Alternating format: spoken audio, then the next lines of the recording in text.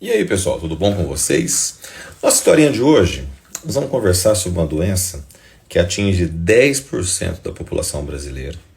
E a gente estima que para cada paciente diagnosticado tem um outro paciente que tem a doença e não sabe que está doente. Essa doença se chama diabetes. E é uma das doenças que mais cresce no mundo. A gente estima que em 20 anos a gente dobre o número de casos de diabetes no mundo. Por que diabetes cresce, dessa forma tão rápida? Porque o diabetes está relacionado a uma série de doenças que a gente chama de síndrome metabólica. Dessas doenças, a principal delas é a obesidade. E não é qualquer obesidade, é principalmente a obesidade abdominal, a visceral, essa que se acumula mais no abdômen. Então as pessoas que têm essa distribuição de gordura mais abdominal, elas têm sim um risco maior de desenvolver diabetes, resistência insulínica e toda a gama de doenças cardiovasculares e o pacote de maldades que acaba vindo junto com o diabetes. Tá? E como saber se eu sou um cara propenso a ter diabetes ou não?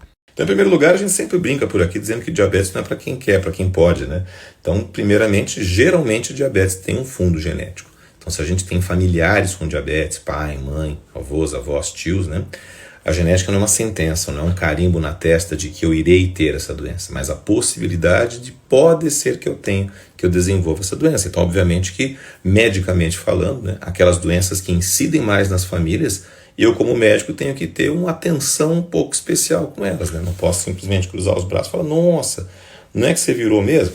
E diabetes, ele manda recado de que ele vai vir 5 anos, 10 anos antes da glicose do sangue subir, Então, inicialmente, você tem os níveis de insulina aumentando, então ele começa com uma etapa que a gente chama de resistência insulínica, ele evolui depois para o pré-diabetes, que é quando a glicose de jejum passa de 100, mas não chega em 126, e ele vira diabetes depois que a glicose passa de 126 de jejum. Só que geralmente esse processo, da resistência insulínica até o desenvolvimento do diabetes, ele leva de 5 a 10 anos, dependendo da pessoa. Tá? E geralmente durante esse processo que a pessoa engorda, que a pessoa desenvolve a acantose nigris, aquela marca escura, nem todos têm, mas as pessoas são portadoras de resistência insulínica, começam a ficar com o pescoço escuro, a axila escura, virilha escura, o triglicéride sobe, a ferritina sobe falsamente, não como marcador de estoque de ferro, mas como marcador de atividade inflamatória.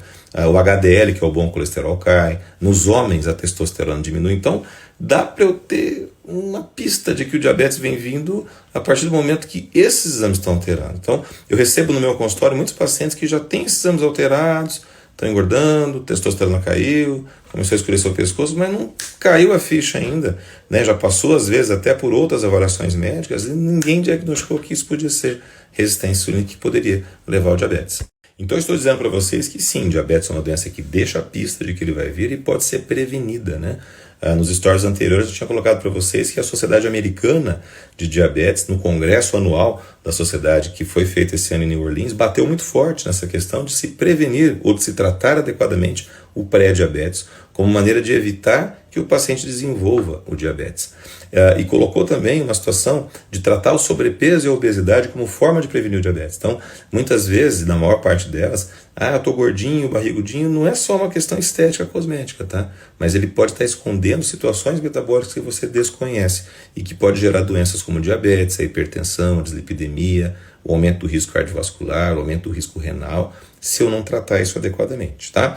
Então, na medicina a gente costuma dizer que a gente vive uma nova era, que é a era da informação, que é a era da medicina preventiva, que é a era da gente prevenir as doenças, não só remediá-las. E por último, e não menos importante, há 6 meses eu já tenho diabetes, Eu ouvi dizer que depois que a gente tem, que o gato subiu no telhado não desce mais, que eu não tenho o que fazer, muito pelo contrário. A gente também vive uma época de medicamentos maravilhosos para o diabetes, que as complicações crônicas do diabetes, a perda da visão, a amputação, a hemodiálise, embora elas sejam possíveis, elas não são necessárias nem obrigatórias. E que o bom controle do diabetes consegue prevenir e evitar as complicações tão temidas que a gente via muito até alguns anos atrás, tá? Então a gente vive uma nova era, vale a pena tratar. Só que o tratamento tem que ser baseado em metas individualizadas, a gente individualiza essa meta com cada paciente, com foco, Eu não posso ter inércia terapêutica, eu não posso ficar enrolando.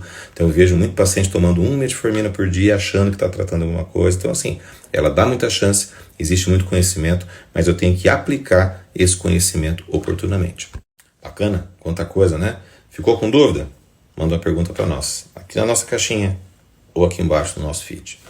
Um beijo para vocês, cuidem-se bem, fiquem com Deus.